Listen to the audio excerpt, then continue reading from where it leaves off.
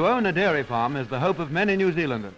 But as the total arable area is only about 1/10 of the whole country, these farms are not so easy to come by.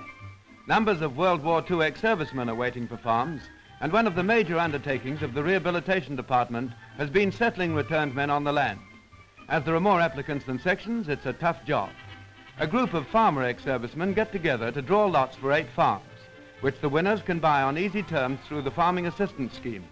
The Assistant Commissioner of Land sets the ball rolling. Before we commence the ballot, I'd like to say that all the building contracts for the cow sheds and the dwellings have been let, but it's quite probable that a number of the dwellings won't be ready for occupation when the successful ballotees wish to take over their sections. You can be assured, however, that the cow sheds will be there ready to start operations when the next milking season commences. Now, I wish to call upon 2 scrutineers now to put these marbles into the box. Number 9, number 15, Horn, Douglas Donald Theodore. Number 16, Robert Orville.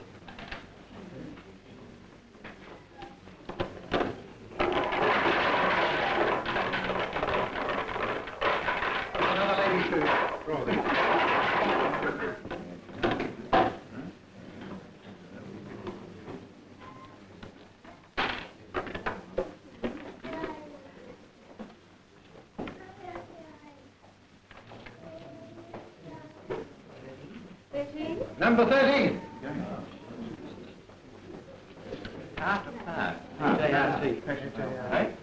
H-A-R-T. Yeah, I put it down as Number 2.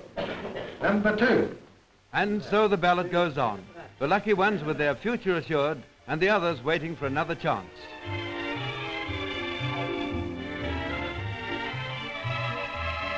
Once again, chance plays its part. The successful ballotees meet representatives of lands and state advances departments at the farm block and draw lots for places in the runoff of herds, which they buy at current prices.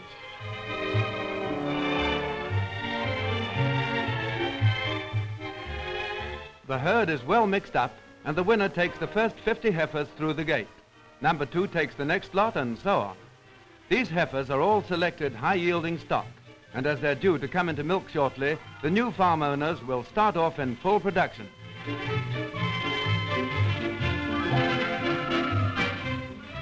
A new home for his family to move into and a well-appointed farm. The future depends on his ability and energy in contributing to the country's productivity.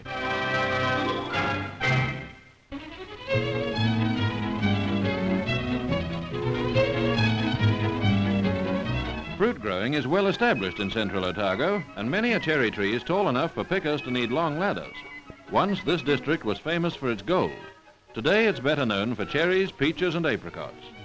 To handle fruit, all sorts of elegant machinery has been imported, such as the apricot stoner in the jam factory.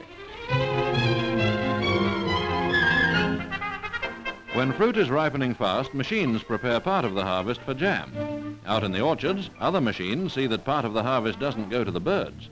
This scarecrow, the usual Roxburgh electric walking man, patrols up and down all day between the trees. With thrushes and blackbirds, he's quite unpopular. Tin glitters in the treetops. Carefully slung old cans bang together when the wind blows. There are many inventions to scare the birds in Roxburgh. Youngest local inventor is Eric Andrews. While he picks cherries for market, the bird situation is looked after by Roxy, the only walking man who goes round and round his beat, not just up and down. As Eric goes to a new tree, Roxy dances round the bend. This apparition doesn't care who he scares, whether it's birds, stealthy strangers in the dark, or patient old workers in the orchard. Old bicycle wheels for pulleys are getting scarce, but no wheels are needed by Private First Class Birdbane, who stands guard while Eric makes improvements in Roxy. Wait for the fire order, Private Birdbane. Next time round, Roxy rings the bell.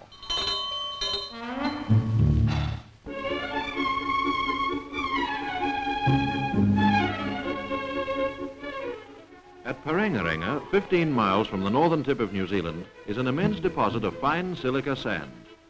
Each year this deposit grows as sea and wind bank it up round the harbour mouth. For 20 years, scows have been calling at Parenga, collecting the sand and taking it down the coast to Auckland. Free from iron and other impurities, this is one of the world's best deposits of glass-making sand and the basis of Auckland's glass industry.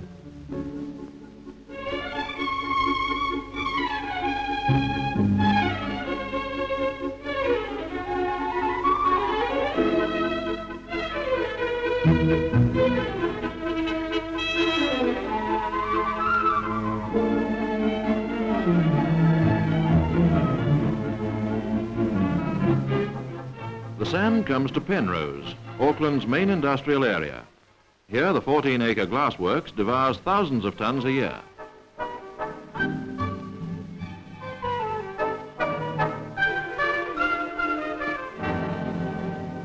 The raw materials travel by bucket and belt to huge storage bins high above the furnaces. Bottle tops are sorted out from broken glass used to quicken the melting process. The same materials are used in glassmaking as were used 2,000 years ago. Here they're measured off. Sand from Parenga, soda ash from England, lime from Nelson and Waipawa, and broken glass from all over New Zealand. For amber glass, small amounts of sulphur and charcoal are added. For clear glass, a pinch of arsenic.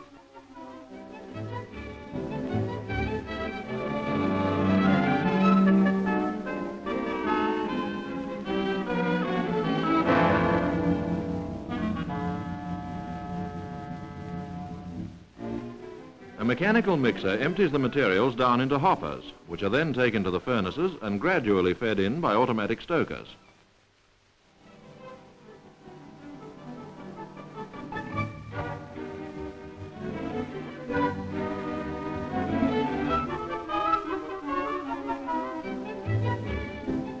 From the eye of the furnace, an oil-fired jet plays over the gritty mixture, fusing it into molten glass at 2,700 degrees Fahrenheit.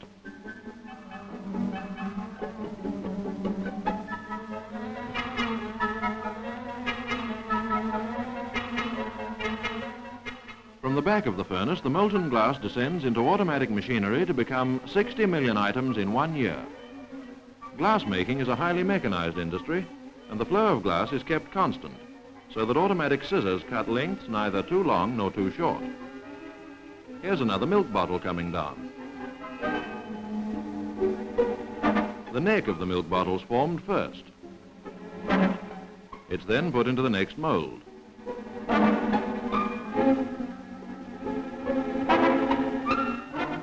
A valve clamps down and compressed air blows the glass into shape. Technical ingenuity has replaced the ancient glass blower.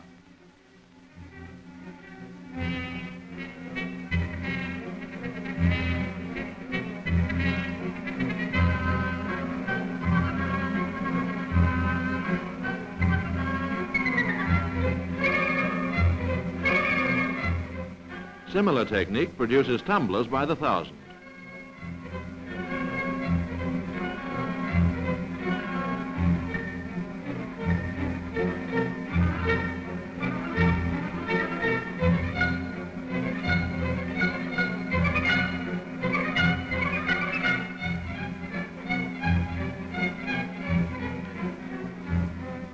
Pressure molding is much the same.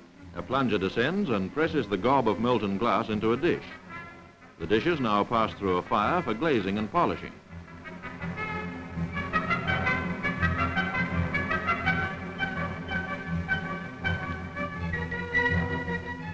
But at this stage, the glass is unusable, even dangerous.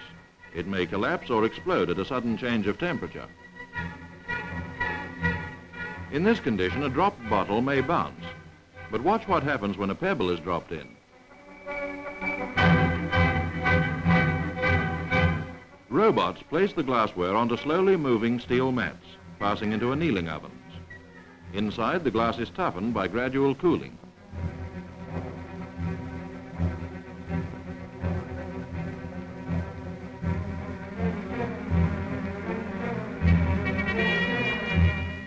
From the other end of the ovens emerge regiments of finished articles. 24 hours a day, 7 days a week. Bowls, dishes and tumblers.